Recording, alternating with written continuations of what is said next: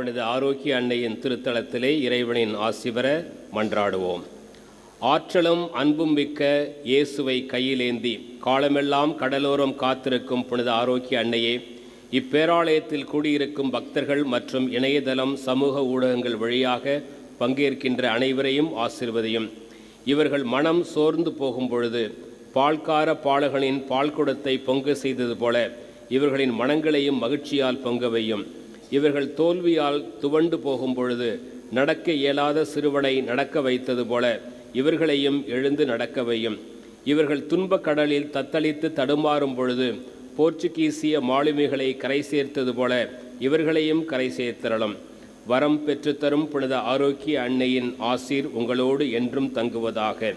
May Jesus touch you and heal you through the loving hands of his dear mother, Our Lady of Good Health, Velankani. எல்லாம் வல்ல இறைவன் தந்தை மகன் தூய ஆவியார்